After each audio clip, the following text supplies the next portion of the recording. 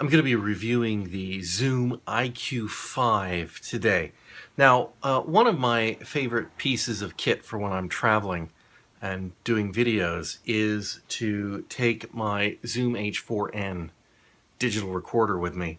Now, this is, and I'll do a review on this one of these days soon too, but this is basically a little digital studio in a box kind of thing. It's a high fidelity microphone, multi-channel recorder. It takes a variety of inputs like XLR and quarter-inch, and eighth-inch, and does waves and other forms. But I don't always have room to carry it with me, and and if I'm shooting a video like I'm doing this, very quick, it doesn't always make sense to set this up and catch sound and then try to mix it up in the audio in the editor afterwards.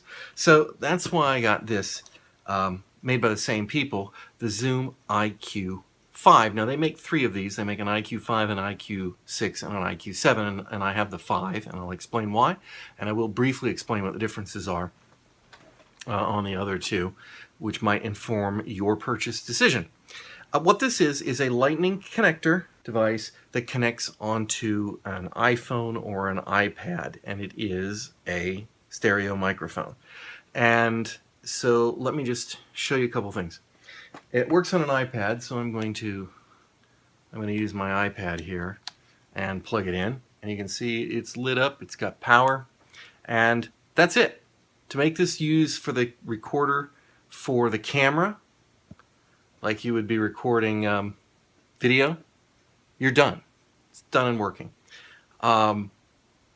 It's stereo. It's relatively high fidelity. It's got a rotating, let me see if I can show you here. You can see that it's marked, is it upside down? Yes, it's upside down. Sorry about that. Left and right, and the red dot is basically pointing forward. So when you have it on the side of an iPhone and you're shooting video in this mode, this is your directional. But this also rotates like this and like that. And so you can place it on top of an iPhone like this, and you can use it as basically exactly like this. And in fact, it has a piece of software that comes with it that you can download from the App Store for free that replicates the functionality of the Zoom handy mic. So you get the Zoom with a small device plugged into your iPhone, or if you're shooting video, you can enhance the quality of your video. Now, this is powered by the phone. It has an auto gain setting, which I hate because I just hate auto gain. And it's got an off, and it's got a limit. Off allows you to control the gain with this knob on the side, and then limit allows you to control the gain on the side, but it will stop it from clipping out if it goes over. And then you also have a 90, 120, and MS mode for the stereo separation. And obviously 90 degrees and 120 degrees. And the MS is some sort of a combination of mids and sides that if you're using the handy mic software, you can then shape the stereo effect after the fact. And it's got room for a headphone jack, and it's got a small USB port.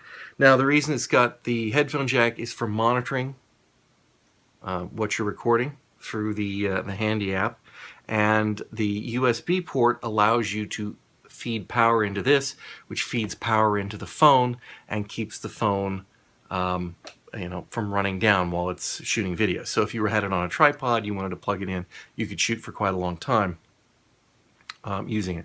Sound quality is really good. It's much better than with a microphone.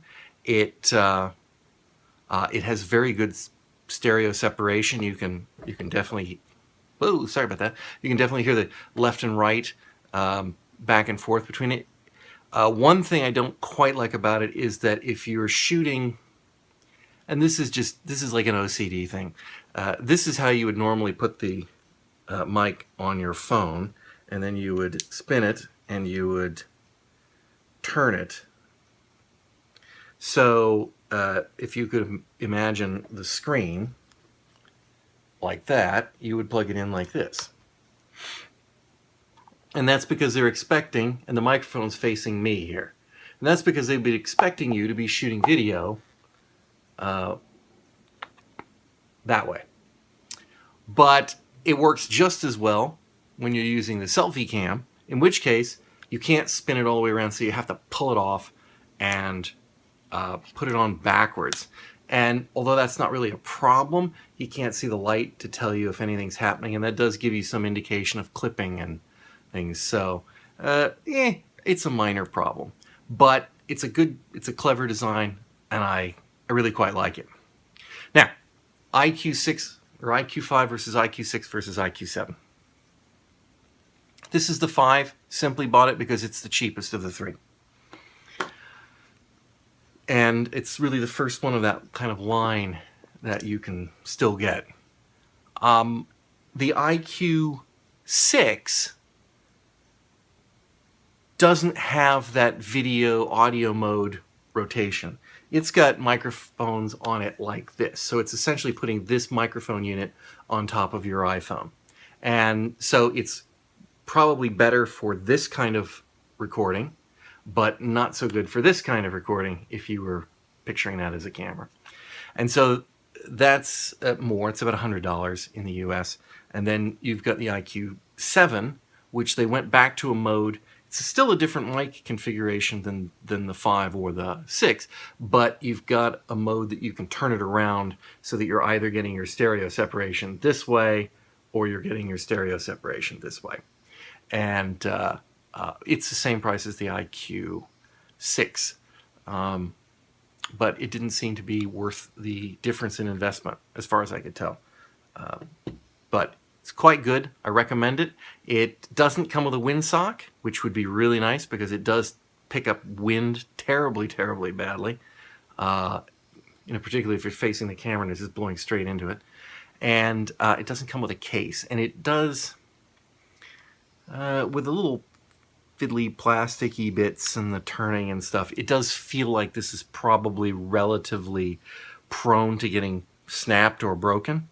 I'm not going to try it to find out, but it does seem like something you'd want a case for. And surprisingly, they don't sell one. So anyway, Zoom, IQ5, lightning port microphone adapter for iPhones and iPads.